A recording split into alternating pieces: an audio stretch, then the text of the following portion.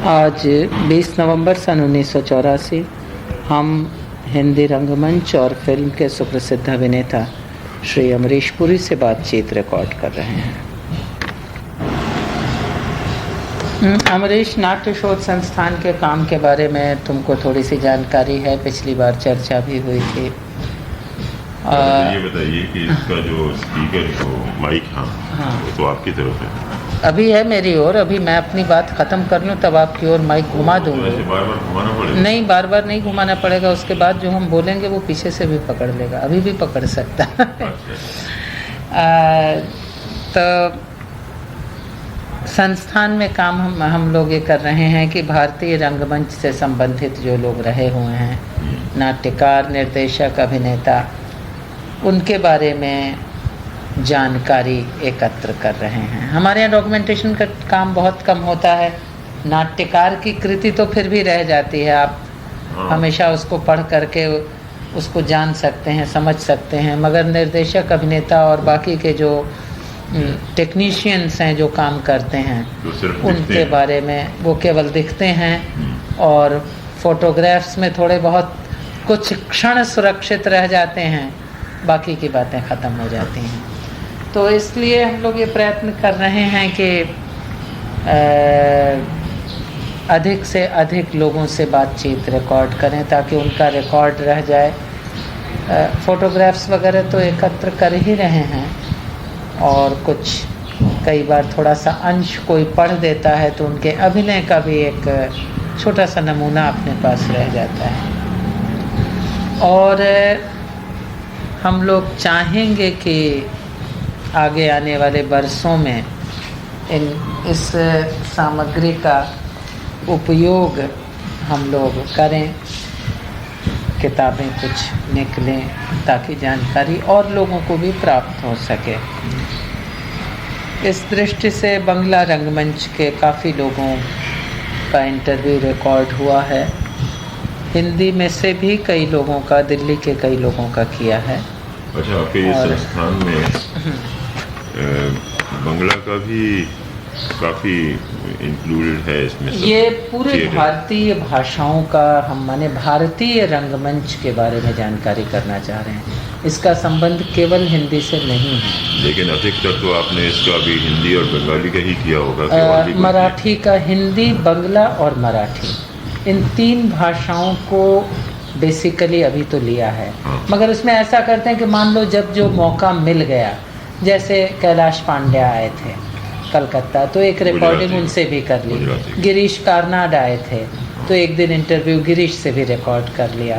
तो सब भाषाओं को इसलिए नहीं शुरू किया कि सबको हैंडल करना बड़ा कठिन हो जाएगा, मगर हमको ये लग रहा है कि 85 के अंत तक बंगला रंगमंच काफ़ी दूर तक कवर हो जाएगा, या हम ये कह सकेंगे कि हर बंगला के काफ़ी महत्वपूर्ण जितने लोग हैं उनका रिकॉर्डिंग हो जाएगा। करीब 25 लोगों की तो ऑलरेडी हम कर चुके हैं और बाकी के 20-25 लोग जो कुछ पुरानी पीढ़ी के, बाकी के नई पीढ़ी के महत्वपूर्ण काम जो कर रहे हैं तो वो हो जाएगा। और थोड़ा काम हिंदी का और थोड़ा काम मराठी का भी इस बीच में हो जाएगा। हिंदी में देखो ऐसा है कि दिल्ली में शीला भाटिया से बातचीत हम कर चुके हैं, हबीब तनवीर से बातचीत कर चुके हैं, राजेंद्र नाथ से कर चुके हैं, राजेंद्र पॉल से एज क्रिटिक कर चुके हैं। दिल्ली में मनोहर सिंह वगैरह से अभी नहीं हुई है, मगर वो एक थोड़ा सा ज़रा सा बात का ग्रुप आ रहा है, करेंगे उन लोगों से। तो 85 में दिल्ली में हम समझते हैं कि 10 लोगों से इंटरव्यू, यदि 10-12 लोगों से इंटरव्यू कर लेंगे तो दिल्ली का रंगमंच कुछ दूर तक कवर हो जाएगा। निसार हैं, अमाल हैं, बहुत ज़्यादा लोग दिल्ली में वैसे हैं नहीं अभी फिलहाल। हाँ, जो सीरियस थिएटर है उसके तो कम ही है। इसके बाद कारंत से कर चुके हैं इंटरव्यू रिकॉर्ड। इसके बाद आप हिंदी क्षेत्र में बहुत ज़्यादा कहाँ पाएंगे, थोड़ा लखनऊ में राज बेसारियाँ हैं, एक आध लोग जयपुर में मिल जाएंगे और यहाँ 4-5 लोग 6 लोगों से कर लेंगे तो यहाँ का एक तरह से कवर हो जाएगा। भोपाल में भी रहेंगे कुछ? भोपाल में मैंने बीवी कारंत के अलावा थिएटर के लिए और कौन मिलेगा भोपाल में, तुम हमको बताओ। सही। तो इस तरह से करके हमको लगता है कि 85 के अंत तक हिंदी और बांग्ला तो काफ़ी दूर तक हो जाएंगे, और मराठी के भी हम समझते हैं कि इस बीच में 10-12 लोगों के इंटरव्यू तो हो ही जाएंगे। तो उसके बाद फिर और भाषाओं को लेना शुरू करेंगे, मगर कोई ऐसा नहीं, इस बीच में जो भी अवसर यदि मिलेगा और लोगों की रिकॉर्डिंग का तो ज़रूर करते चलेंगे। ठीक है। तो इसमें हम ये चाहेंगे, मैंने ऑटोबायोग्राफिकल थोड़ा सा, कि आपका जन्म कब कहाँ हुआ, कैसे थिएटर की ओर आप आए, क्यों आए, क्या परिस्थितियाँ थीं, क्योंकि निश्चित रूप से हिंदी क्षेत्र में बांग्ला और मराठी में तो फिर भी परंपरा लंबी रही है, लोग जुड़ते रहे हैं। हिंदी क्षेत्र वालों को थिएटर में जुड़ने के लिए आज से 25 साल 30 साल पहले थोड़ा सा झगड़ा भी करना पड़ा है, रेजिस्टेंस भी थोड़ी सी रही। हमें पता नहीं कि तुमको क्या कैसा वातावरण मिला, तो हम शुरुआत वहाँ से करें और आप आराम से इत्मीनान से बात करो, जो कुछ भी आप कहना चाहते हो अपने बारे में। उसके बाद काम के बारे में मैं चाहता हूँ कि बीच में जहाँ पे आपको कुछ पूछना हो। हाँ बिल्कुल बिल्कुल, हम पूछते चलेंगे, हम कॉमा फुल स्टॉप लगाते चलेंगे, पैराग्राफ बदलते चलेंगे, बाकायदा आप रोक सकती हैं। तो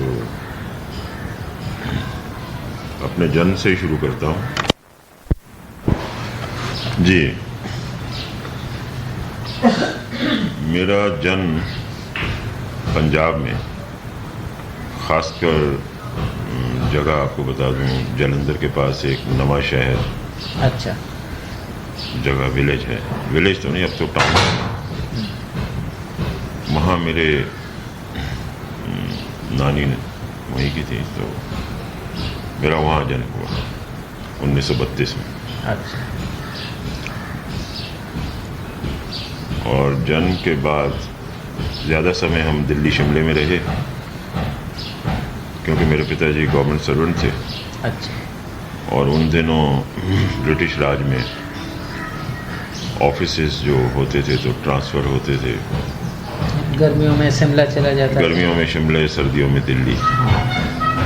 वो बचपन का बहुत ही हमारे छोटे होते का समय था। 1940 में हमारे पिताजी रिटायर हो गए।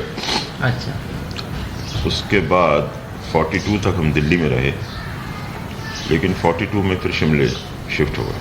अच्छा। तो शिमले कुछ पिताजी काम करते रहे, हम पढ़ते रहे। पिताजी तो कहा कि रिटायर कर गए, कुछ और काम। अच्छा। रिटायरमेंट के बाद काम करना ज़रूरी था, बच्चों की परवरिश के लिए आमदनी बहुत ज़रूरी थी।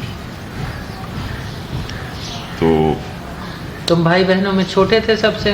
नहीं, मेरे सबसे बड़े भाई हैं चमनपुरी, उनके बाद मदनपुरी।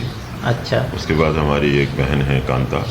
अच्छा। शादीशुदा हैं, वो भी दिल्ली में है, मुझसे बड़ी हैं, मतलब उनके बाद मैं, और मुझसे छोटा एक भाई है हरीश। अच्छा। वो आजकल पूना में है। आवाज़ का लेवल वैसे ठीक है। हाँ पकड़ जी, अभी तो हमने वॉल्यूम कम कर रखा है। तो शिमले में मैंने वहीं पे मैट्रिकुलेशन किया। उसके बाद मैं 2 साल के लिए होशियारपुर में आके पढ़ा, जिसे इंटर कहते हैं, वो मैंने होशियारपुर में आगे की, और फिर से ग्रेजुएशन के लिए शिमले पहुंच गया। 52 के एंड में वहाँ ग्रेजुएशन की। 53 में नौकरी की तलाश में, काम की जुस्तजू में बॉम्बे पहुंच गए, क्योंकि मेरे भाई यहाँ पे थे मदनपुरी फिल्म लाइन में। तो दिमाग में कुछ कीड़ा तो था फिल्मों का। वो यहाँ आके यहाँ के हालात देख के फिल्मों में काम छोटे ढर्रे पे शुरू किया जाए तो वहीं के वहीं आदमी फंस जाता है। वो कुछ चीज़ बहुत जल्दी समझ में आ गई। तो ये सोचा कि इसकी 52 में तो उम्र 20 साल की रही होगी। 32 का जन्म 20 साल। 21 बरस का था जब मैं यहाँ आया। अच्छा। तो उस वक्त कुछ वो समझाने पे लोगों के तो समझ गया मैं जल्दी कि ये मामला इतनी जल्दी शुरू करने वाला नहीं है, वो आराम से देखेंगे। तो उस वक्त तो इमीडिएट एम्प्लॉयमेंट के लिए तो हमने गवर्नमेंट की नौकरी की तलाश कर ली। अच्छा, और इत्तेफाक से वो नौकरी हमने 21 बरस की उम्र में 21 बरस तक करते रहे, तब से शुरू की हुई। अच्छा, मैंने हाँ, अच्छा मैंने अच्छा, जैसे 73 तक 73 4 तक 54 में जो जॉब शुरू की थी, हाँ, वो 75 तो तक। 75 में जाके मैंने रिजाइन किया था। अच्छा। लेकिन इस बीच में वो जो थिएटर का और एक्टिंग का कीड़ा तो दिमाग में कहीं था, तो ऐसा लगता था कि कोई हमें प्रोजेक्ट करके कहीं पहुंचा दे, किसी का सहारा चाहिए था। ऑफिस में 61 में मुझे खबर मिली, हमारे एक मित्र हैं, उनका नाम है मेंघानी, जो यहाँ पे बाद में वो हमारे साथ प्लेस में भी काम करते रहे और आजकल भी वो सिंधी थिएटर कर रहे हैं बहुत। अच्छा। सिंधी का कमर्शियल थिएटर काफ़ी किया है हमने। तो बहरहाल वो मेरे दोस्त भी थे वहाँ पे, तो उनको एक बार हमने अपने मन की पीड़ा बता दी कि यार कुछ थिएटर में हमको भी करना है, तो कुछ बताओ रास्ता। तो उसने कहा ठीक है, हम आपको लिए चलते हैं नाट्य संघ में। वो वहाँ से 1 साल का कोर्स पहले कर बैठे थे अच्छा, मुझसे पहले। भारतीय नाट्य संघ? जी नहीं, सिर्फ नाट्य संघ। अच्छा, यहाँ बम्बई हाँ। की संस्था। अच्छा। उस टाइम पे यहाँ अलकाजी साहब उसके डायरेक्टर थे। अच्छा, क्या इसी का नाम थिएटर एकेडमी भी था क्या? हाँ, नाट्य एकेडमी। नाट्य एकेडमी। अच्छा, तो नाट्य क्योंकि कल एकेडमी, विजया ने नाम वो बताया, थिएटर एकेडमी बताया। हाँ, थिएटर एकेडमी उनकी थी, वो और संस्था थी। अच्छा। ये नाट्य एकेडमी थी, तो यहाँ पे अलकाजी साहब हेड थे। यहीं से छोड़ के वो नेशनल स्कूल ऑफ ड्रामा में गए थे दिल्ली। अच्छा अच्छा। ये। तो वहाँ हमें ले जाया गया। उसके पहले एक बार ऐसा चांस हुआ था मेरा 56-57 में, जब पृथ्वीराज जी का थिएटर चल रहा था, पृथ्वी थिएटर। तो हमने एक बार ख्वाहिश जाहिर की थी कि हम उस थिएटर को ज्वाइन कर लें, लेकिन वहाँ कुछ बहुत पेचीदा चीज़ें पाई। बहुत लोग एंटर हुए थे थिएटर में, और ज़्यादातर उनके फैमिली के ही बहुत से लोग थे, कुछ बाहर के भी एक्टर्स थे।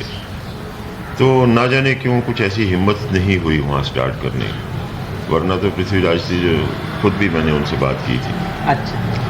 तो बहुत अच्छे ढंग से उन्होंने, एफेक्शनेट ढंग से कहा था कि भाई तुमको अच्छा लगता है तो आ जाओ। उन्होंने तो कभी ना नहीं किया था, लेकिन जैसा मैंने कहा कि अपनी ही कुछ हिम्मत नहीं हुई उस वक्त स्टार्ट करने की। खैर 61 में गवर्नमेंट सर्विस में किस डिपार्टमेंट में वैसे थे तुम? State insurance. State insurance. और पोस्टिंग यही बम्बई में? बॉम्बे में। स्टेट इंश्योरेंस केस थी। हाँ। तो अलकाजी साहब के पास मुझे वो हमारे मित्र ले गए एक दिन शाम को। तो बहुत ड्रामेटिक मोमेंट था। वो नाट्य संघ का जो ऑफिस था, उसके एक कोने में एक फिगर बैठी हुई है, टेबल के ऊपर काम कर रही है। उसको दूर से मैंने देखा, जो अलकाजी साहब थे। बहुत सीरियस फेस उठा के उन्होंने दूर से मुझे एक नज़र से देखा, और हमने दूर से कहा मे आई कम इन। तो यस कह के उन्होंने बुला लिया। तो उनके सामने टेबल पे खड़े हो गए हम पास जाकर। तो उन्होंने हमारी तरफ ऊपर नीचे देखा, और हमारे मित्र ने बता दिया कि ये ज्वाइन करना चाहते हैं क्लासेस। कोर्स है, 1 साल का कोर्स था तो एक्टिंग का। और इत्तेफाक से उन्हीं दिनों में शुरू हुआ था, और बाकी जो स्टूडेंट्स उन्होंने लिए थे उनके साथ क्लासेस शुरू कर दी थी। ये 54-55 की बात है? जी नहीं, 61। अच्छा, ये 61 हाँ, की बात बीच है। में यूँ समझिए 7 बरस निकल गए अच्छा। नौकरी करने का। अच्छा तो कुछ नहीं किया था। अच्छा। उस टाइम के अंदर हमने शादी की थी। वो 59 एक में। बड़ा काम जो था वो 59 में, हाँ, बहुत बड़ा काम हो गया। तो शादी करने के बाद अब लगा कि कुछ और करें, तो 61 में हमने ये अच्छा। थिएटर ये इस तरीके से ज्वाइन किया। तो अलकाजी साहब ने हमें ऊपर से नीचे तक देखा। Well, you want to work in theatre? I said yes. Okay. तो ड्रॉर खोला और वहां से एक स्क्रिप्ट निकाल के मेरे हाथ में पकड़ा दी। अच्छा This is English play by Arthur Miller, A View from the Bridge, अच्छा and you study this character, the main character, Eddie Corbo. मैंने कहा हजूर मैं अभी ज्वाइन करने आया हूँ, आपने मेरे हाथ में स्क्रिप्ट पकड़ा दी है। No, we'll see it. We'll see to it. You go and prepare it. Prepare in the sense, just read it and come tomorrow to the classes. अच्छा शुरू होगा। अब हमारी क्लासेस ही वहाँ से शुरू हुई कि रिहर्सल्स शुरू आर्थर मिलर के प्ले की, व्यू फ्रॉम द ब्रिज, और वो भी इंग्लिश में। सर मुड़ाते ही ओले पड़े। मैंने कहा ये तो मुश्किल हो गई। खैर पढ़ना शुरू कर दिया तो सडनली 7-8 दिन में हम थिएटर में इन्वॉल्व हो गए।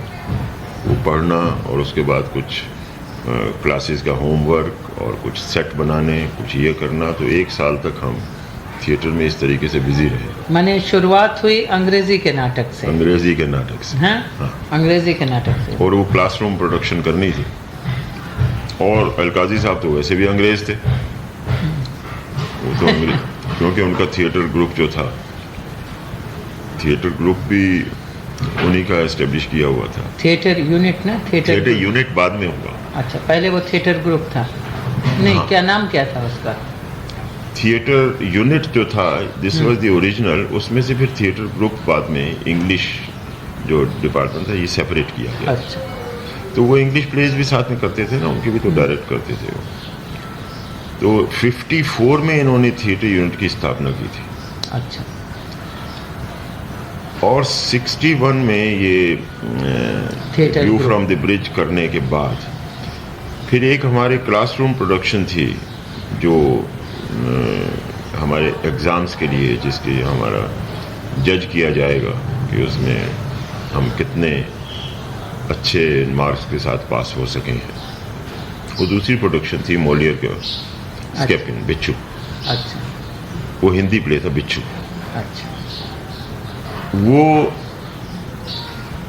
डायरेक्ट कर रहे थे जो हमें क्लासरूम प्रोडक्शन के लिए। उनके साथ जो हमारी भेंट हुई, उनका नाम था सत्यदेव दुबे। अच्छा तो अलकाजी साहब के चूँकि साथ काम करते थे मेरे दुबे साहब उनके साथ, तो अलकाजी साहब ने उनसे कहा था कि why don't you take the classes of this Natya academy, और बच्चे हैं इनको सिखाओ। उनको तो मालूम था कि ये थिएटर तो भाई अंदर से बाहर तक थिएटर ही जानने वाले हैं। ये दुबे साहब टोटली इंटरेस्टेड इन थिएटर और डायरेक्टर की भी हैसियत रखते थे। इन्होंने उन दिनों में अपना प्ले भी बाद में डायरेक्ट किए इमीडिएटली। तो इनसे मुलाकात हुई तो हम पहले तो बिल्कुल इम्प्रेस नहीं हुए इन्हें देख के। हमें ये हमें क्या पढ़ाएंगे, ये छोकरा से तो लगते हैं और बहुत ही छोटे दिखते थे। खैर इन्होंने कराना शुरू किया और कहीं पे हमें वो चीज़ अपील कर गई कि जो करवा रहे हैं कुछ ठीक ही है, बातें तो ठीक हैं। कुछ बड़ा दूसरे क्लास में लोग थे वो मजाक भी उड़ाते थे, तो हम थोड़े से सीरियस रहे ये देखने में कि करते क्या हैं। उसका थोड़ा सा फ़ायदा ये हुआ कि जैसे हमने फर्स्ट क्लास फर्स्ट में पास किया, अच्छा वो कोर्स अच्छा साल अवार्ड वगैरह मिल गया 62 में। 62। तो वो ख़त्म करते ही दुबे साहब अपना एक प्ले अंधा युग करने वाले थे भारतीय। तो कहने लगे कि पुरी साहब आप हमारे साथ काम करेंगे उस प्ले में। हमने कहा ज़रूर करेंगे, हमें तो थिएटर करना है। तो हम ले लिए गए और धृतराष्ट्र के हमने पंक्तियाँ याद करनी शुरू कर दी। नवंबर में जाके वो प्ले हुआ और उसके कुछ हमने 14-15 शो अलकाज़ी के टेरेस पे किए 62 में। 62। तो खट से हमें पता लगा कि ये तो बहुत मज़ा आता है थिएटर करने का। उसके बाद फिर 63 में इमीडिएटली दूसरे प्ले तैयार करने शुरू किए। मेरे ख्याल में उसके बाद हमने इनकलाब किया था, वो उसका युगो बेटी का अच्छा क्वीन एंड द रेबल्स अच्छा। इनकलाब प्ले वो किया। और फिर साथ साथ में हमने आषाढ़ का एक दिन किया उन्हीं दिनों में। और फिर एक नाटक तोता मैना किया था अच्छा लाल साहब का। वर्जे के थिएटर वहाँ से शुरू हो गया और जितना उसको गाते गए उतना गाने में मज़ा आता थिएटर का। गुड।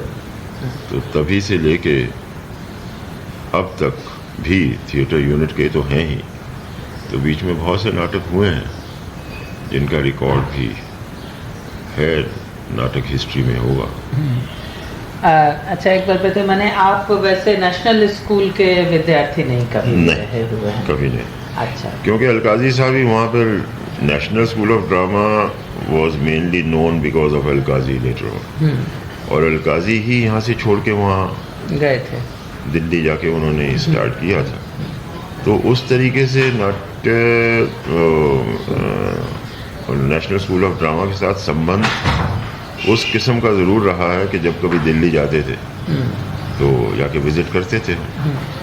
अच्छा, अलकाज़ी साहब के साथ काम किया यहाँ, एक नाटक तो उनके साथ किया ही, अंग्रेज़ी वाला व्यू फ्रॉम द ब्रिज, और उसके बाद और कोई नाटक उनके साथ किया नहीं? फिर हिंदी में ही दुबे के साथ किया बराबर? हाँ, फिर दुबे के साथ किया। अच्छा, तो अलकाज़ी के वर्किंग की पद्धति या अलकाज़ी के बारे में या ट्रेनिंग जो उन्होंने दी उसके बारे में कुछ बताइए।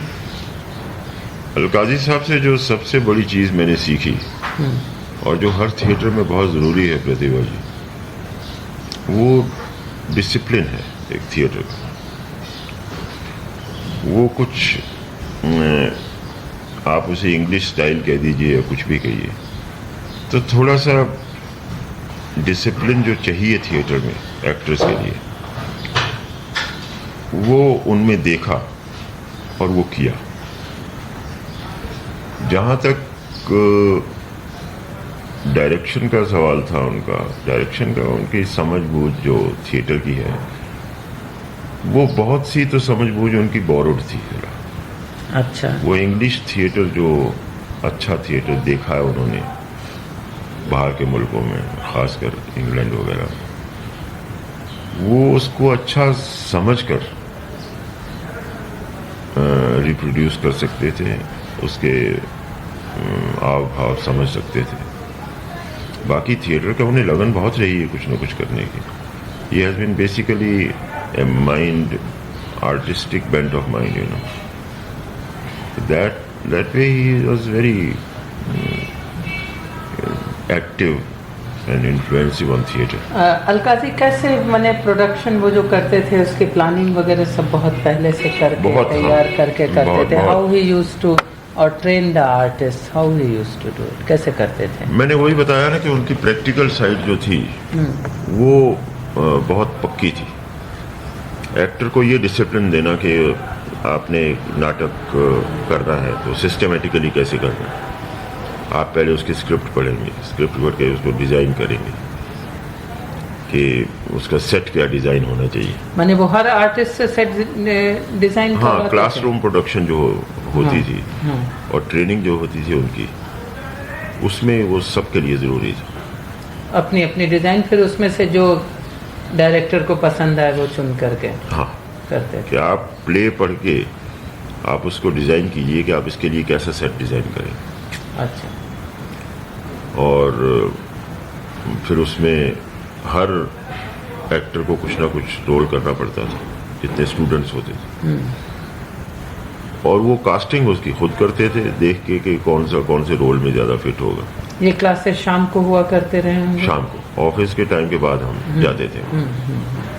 तो उसमें काफ़ी समय जाता था। कितना समय लग जाता था एक प्रोडक्शन? एक ही तो किया होगा उसको? नहीं, पर 2 प्रोडक्शन किए ना हमने उसके बाद। एक तो वो किया, व्यू फ्रॉम द ब्रिज, और उसके बाद फिर ये बिच्छू किया। अच्छा।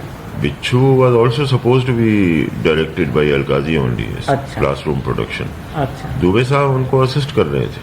अच्छा अच्छा। तो वैसे देखा जाए तो एक्चुअली वो दुबे साहब ने ही डायरेक्ट किया सारा, क्योंकि वो हैंडल कर रहे थे खुद ही। तो बहुत बड़ा अंतर लगा होगा दुबे के स्टाइल में और अलकाजी के स्टाइल में? वही तो हमें इम्प्रेस किया। जैसे मैं आपको बता रहा हूँ, मैं उनके साथ जैसे काम करता रहा तो उसमें बहुत तथ्य दिखता था। उनकी कही हुई बात में कुछ रीजन दिखता था कि ये जो बात कह रहे हैं ऐसा करने के लिए क्यों कह रहे हैं दुबे जी। हाँ। अच्छा। तो वो हमें अपील कर जाती थी कि भाई बहुत थिएटर में अगर कोई एक्टिंग के लिए मदद कर सकता है या एक्टिंग के ऊपर कुछ बता सकता है हमारी समझ बूझ के हिसाब से, जो चीज़ें हमें नहीं आती हैं और जो उनकी सुन के हमें अच्छी लगती हैं, तो उसके लिए तो हमारे लिए कमाल का आदमी है। अच्छा अच्छा। तो इसका मतलब यह हुआ कि करीब करीब 62 से लेकर के 84 तक 22 साल दुबे के साथ आप काम कर रहे हैं। जी हाँ, अभी तक तो भी कर रहा हूँ। आपकी बात, हाँ, आपकी बात तो उसके साथ साथ दुबे की बात, आपको दुबे के सोचने के तरीके में, काम करने के तरीके में कुछ विकास होता हुआ, कुछ परिवर्तन होता हुआ दिखा है, या वो वैसे ही हैं जैसे पहले थे? उनका जो थिंकिंग है वो तो बेसिकली वही है और उसी के हम कायल हैं।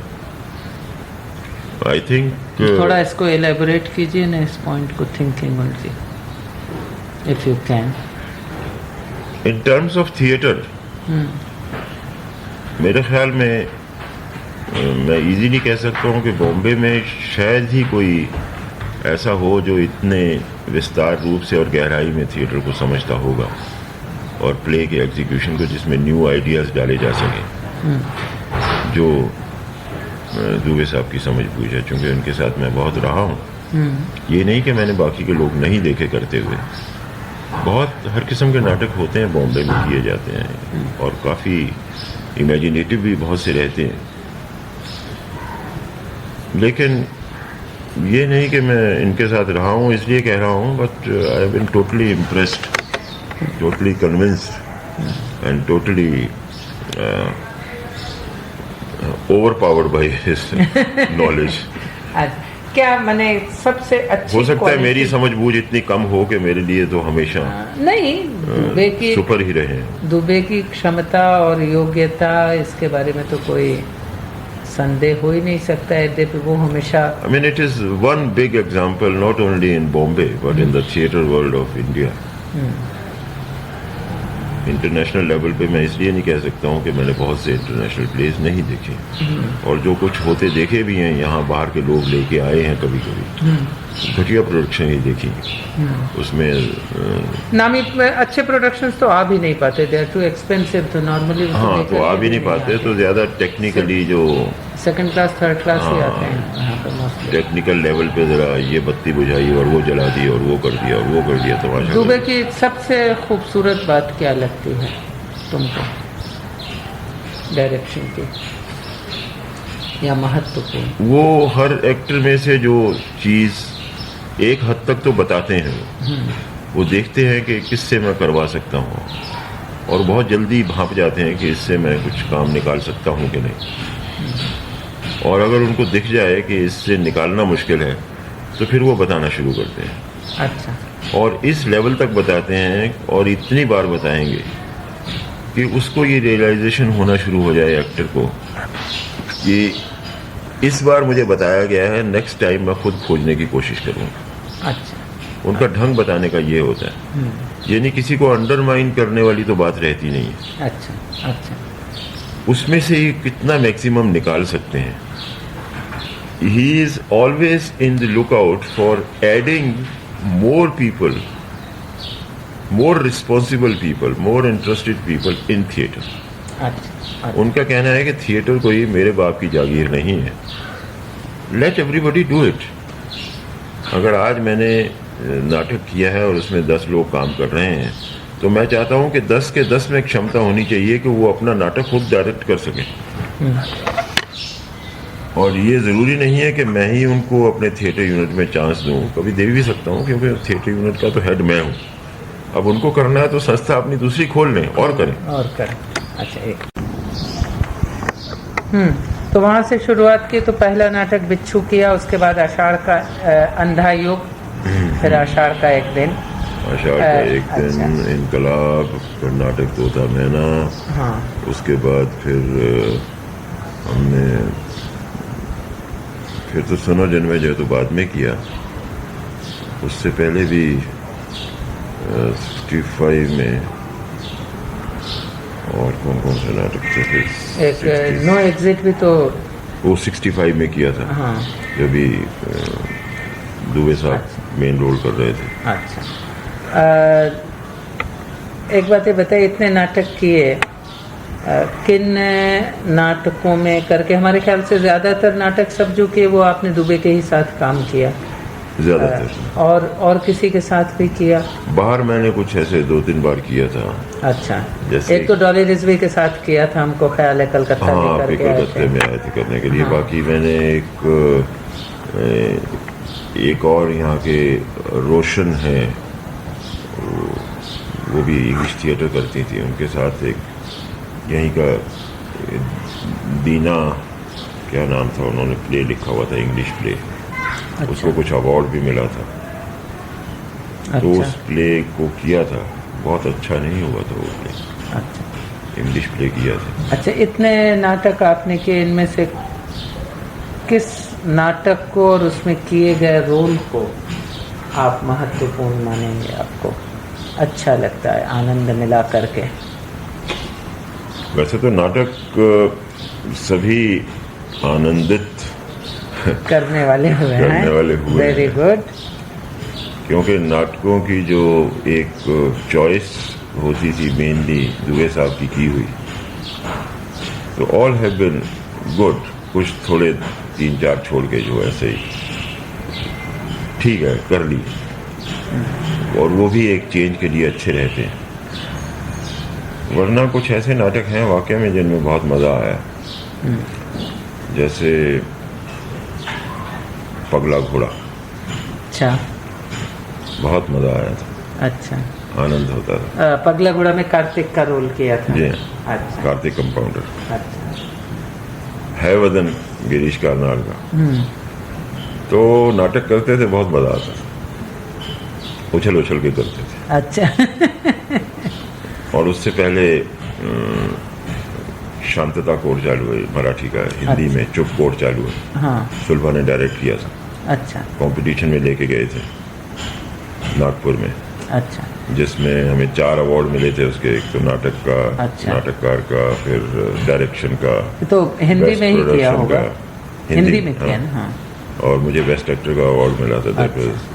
महाराष्ट्र स्टेट कंपटीशन का था वो। अच्छा अच्छा। तो स्टेट कंपटीशन में क्या किसी भी भाषा में आप कर सकते हैं? 69 में किया था। हैं जी? हिंदी, मराठी, किसी भी भाषा में कर सकते हैं? नहीं, उन्होंने ऐसा रखा हुआ था, मराठी और हिंदी का भी ग्रुप। हिंदी के जितने नाटक होते थे वो नागपुर में किए जाते थे। अच्छा। तो चूंकि नागपुर में हिंदी काफ़ी प्रचलित है, अच्छा, तो इसलिए हिंदी का भी उन्होंने एक विभाग रखा हुआ है। अच्छा अच्छा अच्छा। तो वो नाटक हुआ, और फिर राकेश जी के आधे अधूरे, वो तो देखा हुआ, वो भी बहुत मज़े से किया, और अब तक भी कर रहे हैं। अच्छा, अभी भी करते हैं? हाँ। अच्छा। वो उसके बहुत शो किए हैं। हाँ। उसमें कौन कर रहा है अब सावित्री का रोल? अभी सुनीला प्रधान। सुनीला कर रही। अच्छा अच्छा। पहले ललिता कार्यकर करती थी। हाँ। तो ललिता कार्यकर ने तो पहले शोज किए थे कुछ, मैंने जब देखा था तब ललिता कार्यकर को। हाँ, 20-25 शो किए थे। 69 उसके बाद उनको ट्रांसफर कर दिया था मराठी में। हाँ। उसके मराठी प्रोडक्शन की थी, जो फिर डॉक्टर लागू कर रहे थे मेन रोल। तो हमारा हिंदी का कंटिन्यू करने के लिए तो बाकी की मैंने सारी जो फैमिली थी अपनी दे दी थी मराठी को। अच्छा। तो मैं ही एक हिंदी का रह गया था। अच्छा।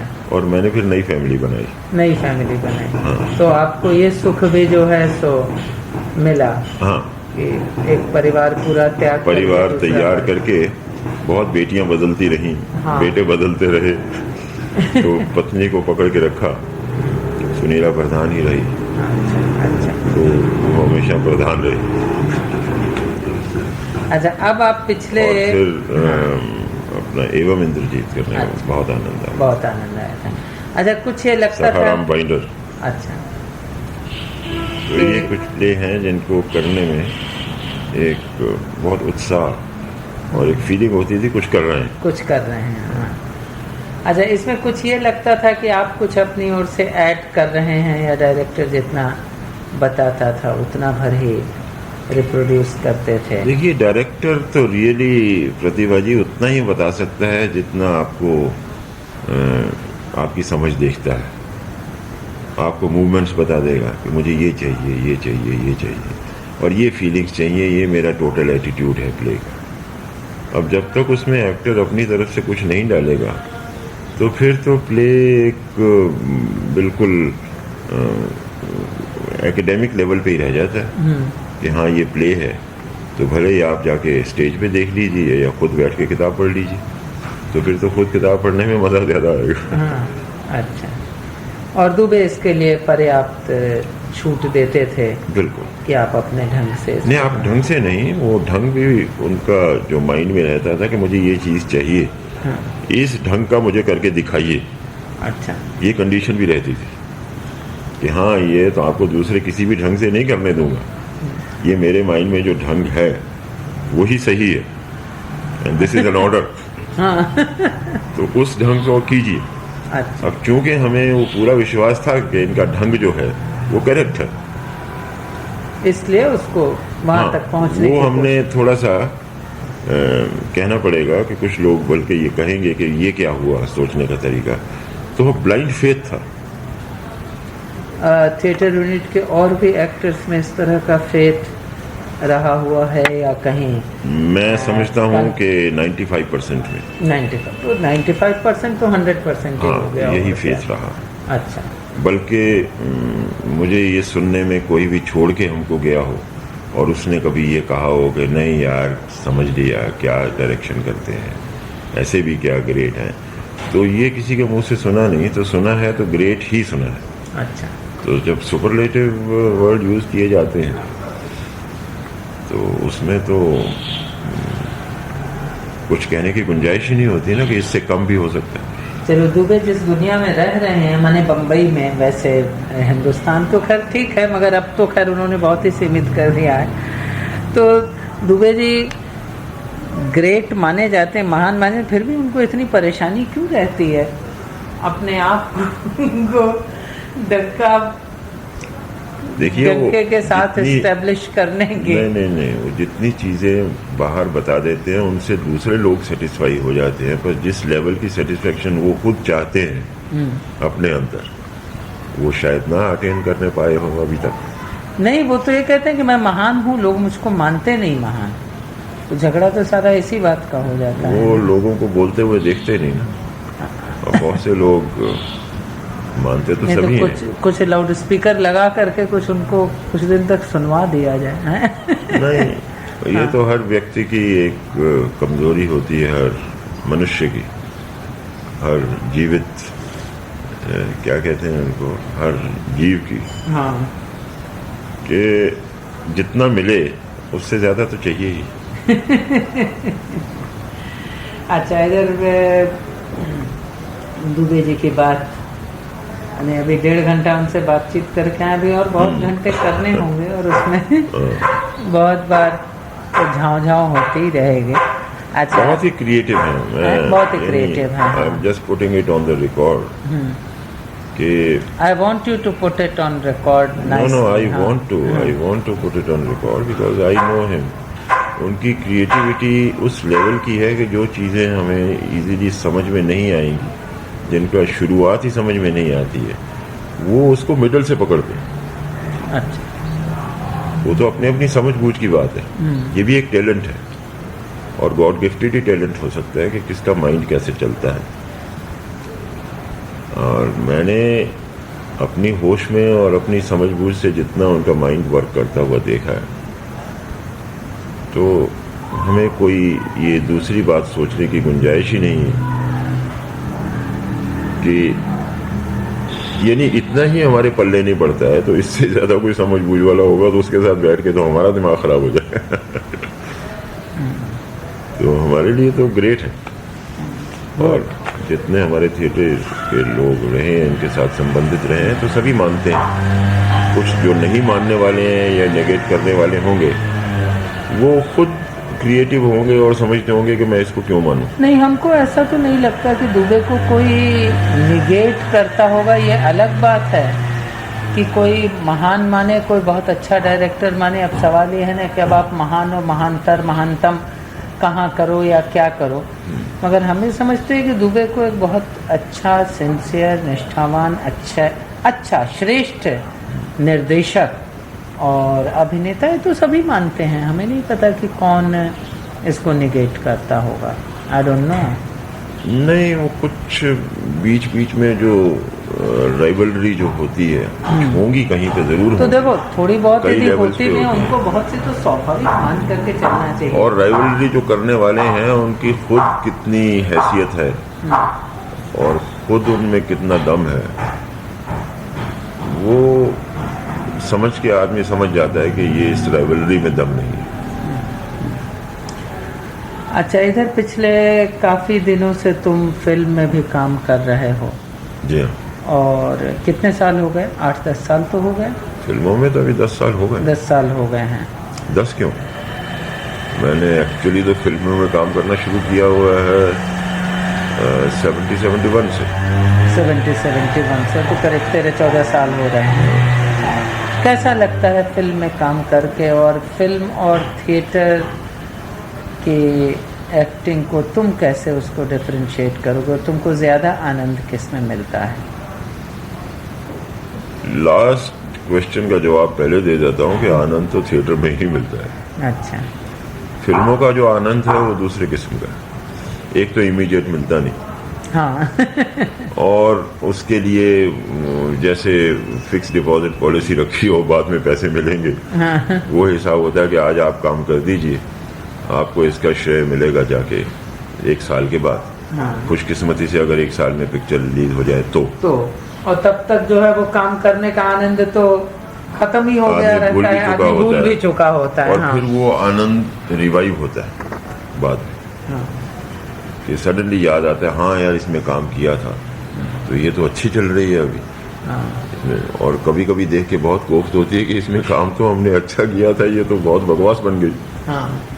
और हमारा काम भी बकवास है, क्योंकि वो टोटलिटी में ही पिक्चर जब ठीक नहीं बने, जो बहुत सी चीज़ों के ऊपर निर्भर है। अब उसमें फोटोग्राफी है, उसमें कैमरा एंगल्स हैं, अब किस तरीके से उसको फोटोग्राफ किया गया है, सीन को कैसी शेप दी गई है, उसकी कटिंग कैसी की गई है, एडिटिंग कैसी हुई है, साउंड कैसी हुई है, उसमें क्या क्या है। अब वो सब चीज़ें तो हमें मालूम नहीं होती हैं शूटिंग करते हुए। हम तो अपनी एक्टिंग करके आ जाते हैं, और वो एक्टिंग हम उसी नशे में और उसी जोश में करते हैं जो थिएटर में करें। ये ज़रूर है कि हम सीन बाई सीन करते हैं, लेकिन उसमें उतना ही डालने की कोशिश करते हैं। और कम इसलिए आता है कभी कभी कि वो थिएटर में तो 4 महीने की रिहर्सल से, 4 हफ्ते की रिहर्सल से कैरेक्टर दिमाग में बैठा हुआ होता है कि ये है, ये लाइनों में मीनिंग ये है, वर्ड्स में मीनिंग ये है, शब्दों के पीछे जो ये मतलब है। वो फिल्मों में सामने जब लाइन्स आती हैं तो उसी वक्त आपको एक्टिंग करके वो सीन पूरा करना होता है, तो उतनी गहराई आ नहीं पाती कभी कभी। अच्छा, क्या मैंने बिल्कुल इस तरह से फिल्मों में करते हैं क्या? जरा सा एक सीक्वेंस लिया, 2 डायलॉग आपको दिया, ये डायलॉग बोलना है, इस तरह से? देखिए, जो ज़्यादातर कमर्शियल फिल्में बनती हैं उनका एटीट्यूड यही होता है कि आप वहाँ पे पहुँचे सेट पे, तो आपको बताया गया जी आज फलां सीन करेंगे। अच्छा। उस सीन में 2 पेज का सीन हुआ, उसमें मेरे 4-5 डायलॉग अलग अलग हुए। तो सीन पढ़ के आप उस वक्त समझ जाइए कि आप क्या करना चाहते हैं। टोटल जो कैरेक्टर की समझ है वो आपको मिल चुकी है, बताया जा चुका है कि आप ये काम कर रहे हैं। तो उसी वक्त वो सीन को प्रिपेयर करके, उसके डायलॉग वगैरह याद करके, तो उसी टाइम पे वो सुबह से शाम तक जो सीन पूरा करना है डिफरेंट एंगल से, पीस बाय पीस, एक सीन के 8-10 शॉट बनाए जाते हैं, तो उसी सीन में वो शॉट जगह जगह से लिए जाएंगे। तो ऐसा फिल्मों का काम रहता है। अब वो हमारा थिएटर का तो एक कंटिन्यूस प्रोसेस होता है जिसमें एक आनंद दूसरे किस्म का आता है। तो आपके जो लास्ट प्रश्न का जवाब था वो मैंने ये दिया है कि आनंद तो थिएटर में ही आता है। फिल्मों में आनंद बाद में मिलता है, और कभी कभी वो आनंद इतना ज़्यादा मिलता है कि जो शोहरत के लेवल पे होता है, अब फैन बन जाते हैं आपके, तो जो आदमी नहीं भी आपको जानता होगा या फिर वो फिल्म में आपको देखने के बाद आपका फैन भी हो जाएगा। तो उस किस्म की जो ये क्रेविंग होती है हर ह्यूमन बीइंग की टू बी नोन, वो काफ़ी सेटिस्फाई होती है। तो कहीं कॉन्ट्राडिक्शन बहुत बार नहीं लगता, क्योंकि थिएटर में तो अभी भी, हिंदी थिएटर में तो बहुत ही कम लोग आते हैं। फैन वाली स्थिति तो नहीं ही कहनी चाहिए कि नहीं ही बन पाती है। तो तुमको कैसा लगता है, थिएटर के बाद उस तरह की शोहरत नहीं मिलती तो कुछ उससे तकलीफ होती है? नहीं, थिएटर की जो शोहरत है वो बहुत पर्सनल लेवल पे होती है, क्योंकि थिएटर देखने वाले भी जो आते हैं वो इतने क्लोज कांटेक्ट में बैठे होते हैं देखने के लिए, और नाटक खत्म होने के बाद फिर आके वो पर्सनली मिलते हैं, वो भी अच्छा लगता है। तो उनके जो इम्प्रेशंस हैं वो इमीडिएटली पता लग जाते हैं, and they are in direct contact with you. All those people who have come and seen your play for past 10 years, who have been seeing your play and coming and every time, उनकी एक look से पता लग जाता है कि how much they have liked my work in the play और how much they have liked the play। और उनकी नज़र को देख के ही वो अपनी सेटिस्फेक्शन हो जाती है कि हाँ, ये काम किया हुआ व्यर्थ नहीं गया, अर्थ है इसका, अर्थ है इसका। अच्छा, तुमने कुछ डायरेक्शन का काम भी किया कुछ एक नाटकों में? डायरेक्शन का काम मैंने किया सिर्फ एक प्ले के लिए, और वो भी जुबेर साहब के कहने पे कि बुरी साहब आप एक प्ले डायरेक्ट कीजिए तो आपको ज़रा कुछ समझ में आएगा कि एक्टिंग क्या होती है, दूसरों की प्रॉब्लम क्या होती है, आप तो अपना ही सोचते हैं। वो सारी रात? वो सारी रात। अच्छा। सारी रात प्ले जो आप ही ने जिसका अनुवाद किया है वो हमने किया, और अच्छी तरह हमने मज़े से उसका टाइम लगाया। अच्छा। सोच समझ के क्या करना है क्या नहीं करना, तो गाइडेंस वगैरह तो इस हिसाब से, इस लिहाज से शुरू में देते हैं। जैसे जैसे मैं पढ़ता रहा प्ले को तो मुझे बहुत आनंद आया। अच्छा। तो उसमें जो भी हाव भाव लाने थे, जो कुछ करना था, उसको पूरा सेट किया फिर मैंने। उसके बाद फिर और कोई नाटक डायरेक्ट करने की प्रेरणा नहीं मिली, इच्छा नहीं हुई? इच्छा जानबूझ के मैंने पैदा नहीं होने दी, क्योंकि मैं बेसिकली एक्टर हूँ, तो मैं उतना टाइम डायरेक्शन में जितना सर्व करूँगा और मुझे उसका कुछ उतना फ़ायदा नहीं मिलेगा, तो मैं सोचता हूँ वो वेस्ट ऑफ टाइम है, वो मेरे बस की जो चीज़ नहीं है। जिसके आइडियाज़ फ्रेश होते हैं, बहुत new ideas, new techniques mind में आने वाली, उस ढंग से मेरा माइंड काम नहीं करता शायद, तो मैंने बहुत सीरियसली नहीं सोचा था। I am happy as an actor. सीधी बात तो ये। हाँ, as an actor you have reached a height, definitely you have reached a level. अब एक्टर होते हुए कुछ आइडियाज़ ऐसे होते हैं जो साथ साथ में आते हैं, छोटे छोटे आइडियाज़ होते हैं, वो हम कभी अपनी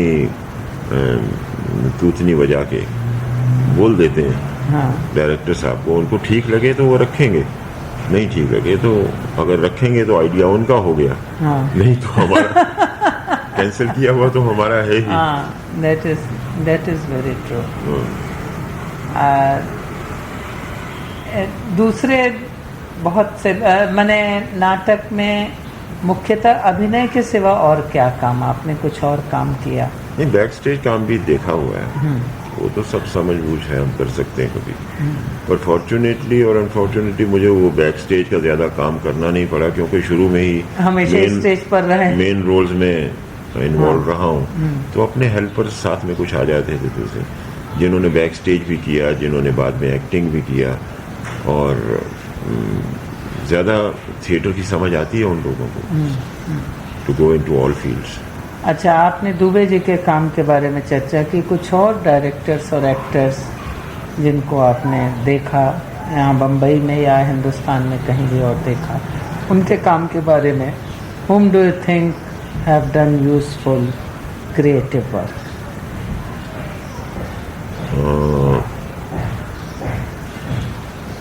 काम तो यहाँ पे मराठी थिएटर में भी काफ़ी हुआ है, बंगाली थिएटर भी देखा हमने, यहाँ का गुजराती थिएटर भी देखा है। एक तो अपने मराठी में विजय मेहता काफ़ी इम्प्रेस किया हमने उनके काम में। सुलभा ने बहुत अच्छा काम किया हुआ, सुलभा के साथ तो हमने प्ले किया भी है, उसकी डायरेक्शन में मैंने 2 प्ले किए हैं। अच्छा, कौन से? सखाराम बाइंडर, अच्छा, और उससे पहले चुप कोर्ट चालू।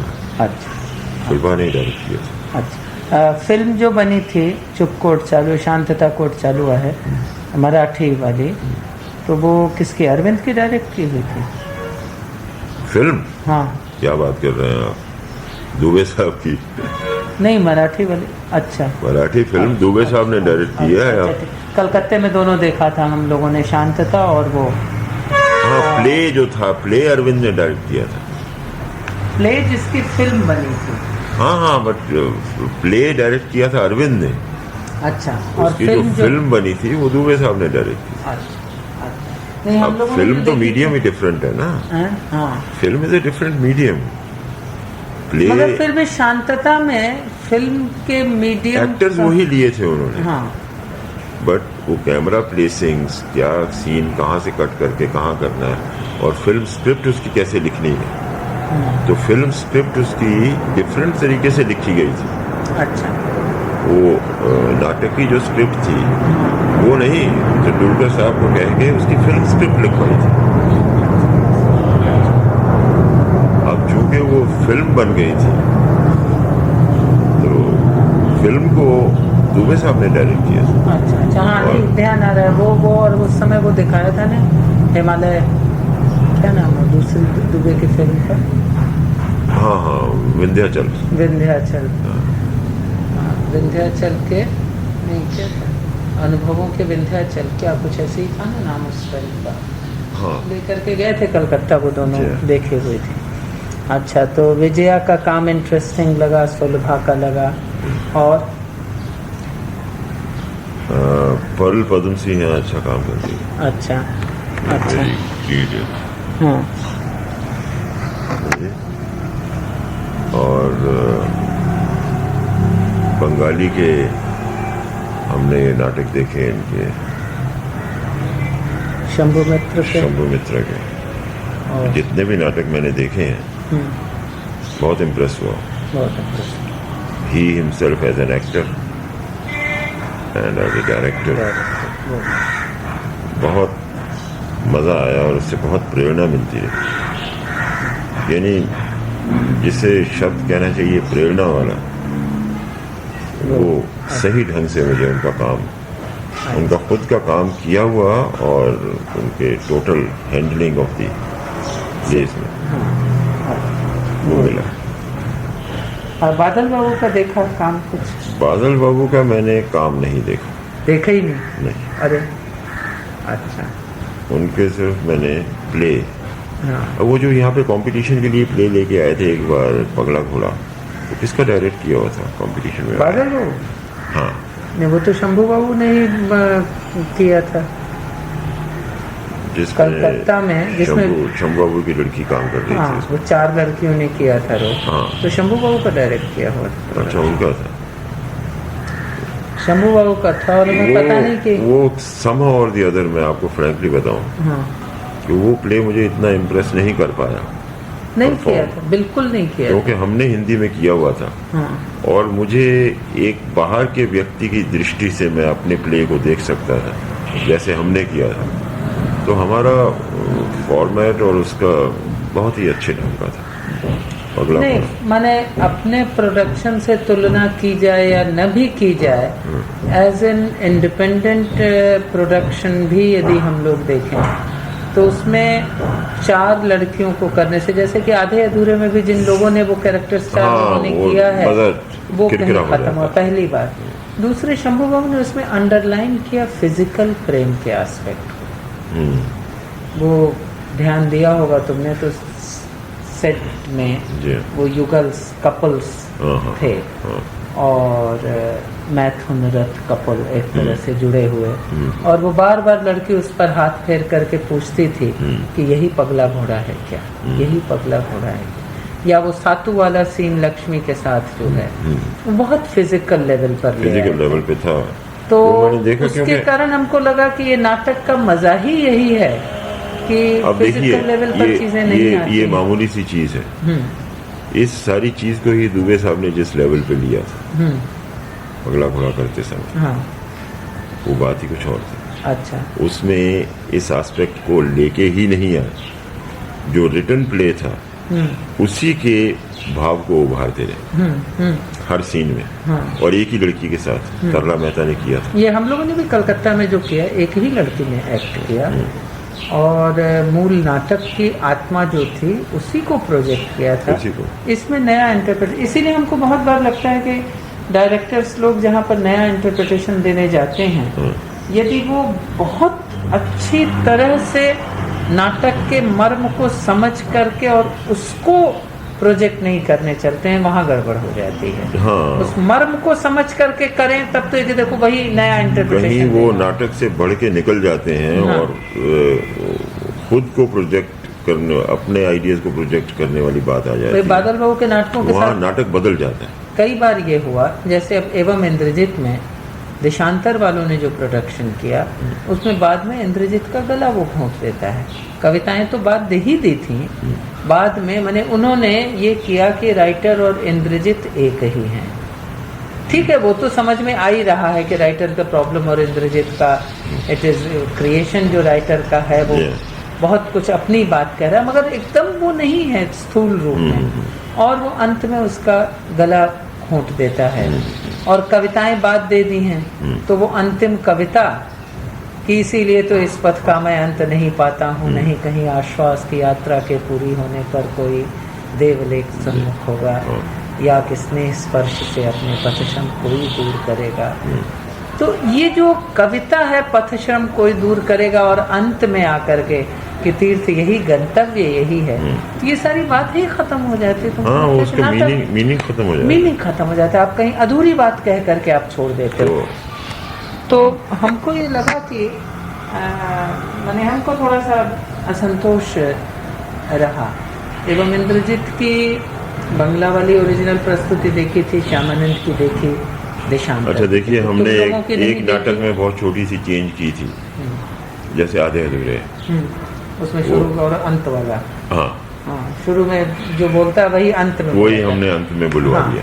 तो अच्छा, तो उस चेंज से क्या हुआ था कि उससे वो बात कहीं पूरे जो बीच में जो कुछ घटित हुआ था, और वो शुरू का काले सूट वाला आदमी जैसे लगा कि पूरा नाटक एक में जुड़ गया है। हाँ। है, वो कह रहा है, अपनी बात कह रहा है और वही बात है, और एंड में वही बात कह दी। उससे नाटक कहीं बने था, वो भी एडिशन था, मगर उस एडिशन से हाँ, पर वो एडिशन इसी ढंग से की गई थी कि वो अलग नहीं दिखे, अलग नहीं दिखे, और नाटक इफेक्ट नहीं हो। नहीं, और वो बात जो कह रहा था वही, और नाटक को कुछ फायदा ही हो उससे। मान लो वो प्रूव कर रहा है वही बात, किसे कोई प्रूव कर रहा है। ये भी माइंड में आता है कि जो नाटककार उस वक्त नहीं समझ पाया, वो देखने के बाद वो खुद भी एक दृष्टि से देखे कि हाँ, ये मेरे नाटक को फिनिश कर दिया अच्छा, अच्छे ढंग से। तो इस तरह से वो होने से तो देखो एक नया इंटरप्रिटेशन दुनिया में हर कहीं भी नाट्य अलग अलग निर्देशक जब नाटक करते हैं तो मजा उसी का है, वही प्रोडक्शन श्रेष्ठ माना हाँ, जाता है, इसमें कुछ उसका ऐड होता है, एसेंस नहीं जाना चाहिए, एसेंस नहीं जाना चाहिए। और वो जहाँ लोग करते हैं वहाँ बहुत प्रॉब्लम हो जाता है और बहुत बार करते हैं। That is immoral, that is immoral, it shouldn't be, unethical and immoral. क्योंकि नाटककार ने जो अपना नाटक लिखा है, आप उसके व्यूज को प्रोजेक्ट ना करते हुए अपना शुरू करना, तो भाई क्या जरूरत है, आप अपना नाटक लिख लो ना, लिख करके कर लो। तो अपना लिखना आता नहीं है, उसके लिखे हुए उसको बिगाड़ना आता कलम जो बिगाड़ना जो है सवाल, ये प्रॉब्लम। वो एटीट्यूड कभी भी दुबे साहब ने नहीं रखा। दुबे साहब की हमेशा यही कोशिश रही है कि नाटक उसको चेंज करके इम्प्रूव किया हुआ ना दिखे तो करने का फायदा नहीं। अगर चेंजेस करनी है तो उस पर इम्प्रूवमेंट होनी चाहिए, तब वो चेंजेस काम की है। वरना और आधे अधूरे में भी उन्होंने जो दृष्टिकोण था, वो औरत जो अपना रीजंस देती है, तो उसके बहुत स्ट्रॉन्ग रीजन कि ऐसा नहीं हुआ तो भी क्या है? तो उसने चैलेंज किया लाइफ